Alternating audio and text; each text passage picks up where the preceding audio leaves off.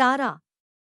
हिंदू महाकाव्य रामायण में वानरराज वाली की पत्नी तारा की बुद्धिमता, प्रत्युत्पन्नमतित्वता, साहस और अपने पति के प्रति कर्तव्यनिष्ठा को सभी पौराणिक ग्रंथों में सराहा गया है। अपने पति बाली की मृत्यु के बाद तारा ने जीवन ब्रह्मचर्य में बिताया था, ऐसा वाल्मीकि रामायण में स्पष्ट वर्णन किया गया है। देवगुरु बृहस्पति की पौत्री तारा को हिंदू धर्म ने पंचकन्याओं में से एक माना है। पौराणिक ग्रंथों में पंचकन्याओं के विषय में कहा गया है: अहिल्या, द्रौपदी, कुंती, तारा, मंदोदरी तथा पंचकन्या स्मरणित्य महापातक नाशक, अर्थात अहिल्या, द्रौपदी, कुंती, तारा और मंदोदरी, इन 5 कन्याओं का प्रतिदिन स्मरण करने से सारे पाप धुल जाते हैं। हालांकि तारा को मुख्य भूमिका में वाल्मीकि रामायण में केवल 3 ही जगह दर्शाया गया है, लेकिन उसके चरित्र ने रामायण कथा को समझने वालों के मन में एक अमिट छाप छोड़ दी है। जिन 3 जगह तारा का चरित्र मुख्य भूमिका में है, वह इस प्रकार हैं: सुग्रीव वाली के द्वितीय द्वंद्व से पहले तारा की बाली को चेतावनी, बाली के वध के पश्चात तारा का विलाप, सुग्रीव की राजमाता बनने के पश्चात क्रोधित लक्ष्मण को शांत करना। जन्म: कुछ ग्रंथों के अनुसार तारा देवताओं के गुरु बृहस्पति की पौत्री थी। एक कथा के अनुसार समुद्र मंथन के दौरान 14 मणियों में से एक अप्सराएं थीं। उन्हीं अप्सराओं में से एक तारा थी। वाली और सुषेण दोनों मंथन में देवताओं की मदद कर रहे थे।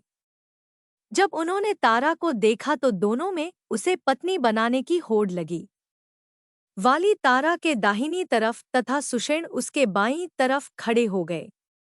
तब विष्णु ने फैसला सुनाया कि विवाह के समय कन्या के दाहिनी तरफ उसका होने वाला पति तथा बाईं तरफ कन्यादान करने वाला पिता होता है। अतः वाली तारा का पति तथा सुषेण उसका पिता घोषित किए गए। वाली का वध राम के यह आश्वासन देने पर कि राम स्वयं वाली का वध करेंगे, सुग्रीव ने वाली को ललकारा। वाली ललकार सुनकर बाहर आया। दोनों में घमासान युद्ध हुआ, परंतु क्योंकि दोनों भाइयों की मुख और देह रचना समान थी, इसलिए राम ने असमंजस के कारण अपना बाण नहीं चलाया। अंततः वाली ने सुग्रीव को बुरी तरह परास्त करके दूर खदेड़ दिया। सुग्रीव निराश होकर फिर राम के पास आ गया। राम ने इस बार लक्ष्मण से सुग्रीव के गले में माला पहनाने को कहा, जिससे वह द्वंद्व के दौरान सुग्रीव को पहचानने में गलती नहीं करेंगे, और सुग्रीव से वाली को पुनः ललकारने को कहा। तारा की वाली को चेतावनी। सुग्रीव ने किष्किंधा जाकर वाली को फिर से द्वंद्व के लिए ललकारा। जब वाली ने दोबारा सुग्रीव की ललकार सुनी तो उसके क्रोध का ठिकाना न रहा। तारा को शायद इस बात का बोध हो गया था कि सुग्रीव को राम का संरक्षण हासिल है, क्योंकि अकेले तो सुग्रीव वाली को दोबारा ललकारने की हिम्मत कदापि नहीं करता। अतः किसी अनहोनी के भय से तारा ने वाली को सावधान करने की चेष्टा की। उसने यहाँ तक कहा कि सुग्रीव को किष्किंधा का राजकुमार घोषित कर वाली उसके साथ संधि कर ले। किंतु वाली ने इस शक से कि तारा सुग्रीव का अनुचित पक्ष ले रही है, उसे दुत्कार दिया। किंतु उसने तारा को यह आश्वासन दिया कि वह सुग्रीव का वध नहीं करेगा और सिर्फ उसे अच्छा सबक सिखाएगा। तारा का विलाप। ऐसी मान्यता है कि राम ने वाली पर जो तीर चलाया था वह एक साधारण तीर था। राम के तरकश में अनेकानेक अस्त्र थे, जिनसे पल भर में जीव तो क्या, पूरी सभ्यता का विनाश हो सकता था, जैसे ब्रह्मास्त्र आदि। लेकिन मर्यादा पुरुषोत्तम राम, जो कि विष्णु के अवतार थे और सर्वज्ञाता थे, ने साधारण तीर इसलिए चलाया क्योंकि वाली की तुरंत मृत्यु न हो और मरने से पहले उसे अपने प्रश्नों का उत्तर भलीभांति प्राप्त हो जाए, ताकि वह शांति से प्राण त्याग सके और मरने से पहले वह स्वजनों से भलीभांति मिल सके। वाली के आहत होने का समाचार सुनकर तारा अपने पुत्र अंगद के साथ रणभूमि की तरफ भागी। रास्ते में उसे रण से भागते हुए वानर मिले, जिन्होंने उसे सलाह दी कि अंगद को लेकर वापस किष्किंधा जाकर अंगद का राज्याभिषेक कर दे और राम के प्रकोप से बच जाए। लेकिन तारा ने उस वानर समूह को अपने साथ किया और मरणासन्न वाली की ओर प्रस्थान किया। वहां जाकर वाली के समक्ष तारा का विलाप अति महत्वपूर्ण है, क्योंकि मनुष्य के अलावा कोई और प्राणी अपने स्वजन के मरने पर इतना विलाप नहीं करता है। पहले तो तारा मरते हुए वाली को अंग लगाती है, उसके पश्चात सुग्रीव तथा राम को खरी खोटी सुनाती है। हनुमान मध्यस्थता करते हुए तारा को ढांढस बंधाते हैं और उसे दर्शन शास्त्र समझाते हैं। यह एक अनूठा संदर्भ है कि तारा ने वाली की चिता में अपने भी प्राण त्यागने का संकल्प लिया था। तारा को राजनीति तथा कूटनीति का अच्छा ज्ञान था और इसी वजह से वानरों के कहने के बावजूद उसने अंगद का राज्याभिषेक न कराकर सुग्रीव को ही राजा मनोनीत किया।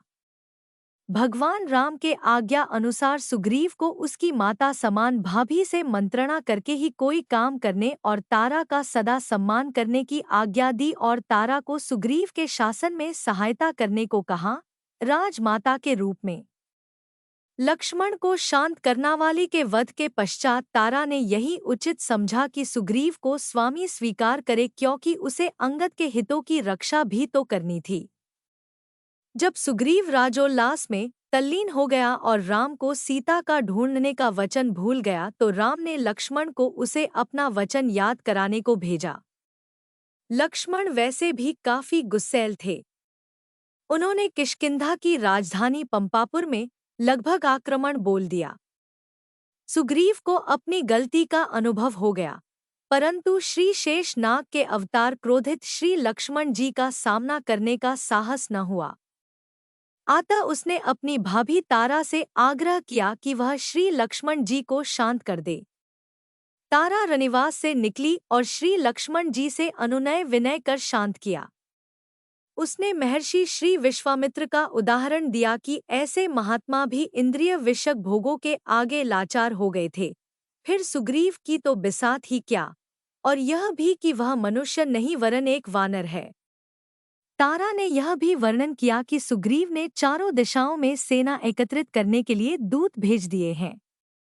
वाल्मीकि रामायण तथा अन्य भाषाओं के रूपांतरणों में यह उल्लेख है कि बुद्धिमती तारा की विनय पक्ष को सुनकर लक्ष्मण थोड़े शांत हुए और उसके पश्चात सुग्रीव के आगमन और उससे सीता को खोजने का आश्वासन पाकर वापस चले गए।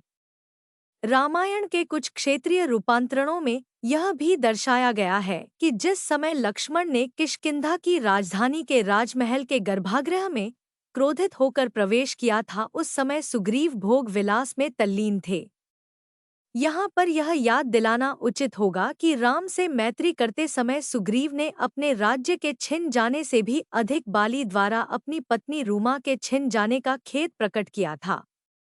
युद्ध पश्चात भगवान राम की कृपा से अपनी धर्म पत्नी रूमा को पाकर वह बहुत प्रसन्न हो गया था।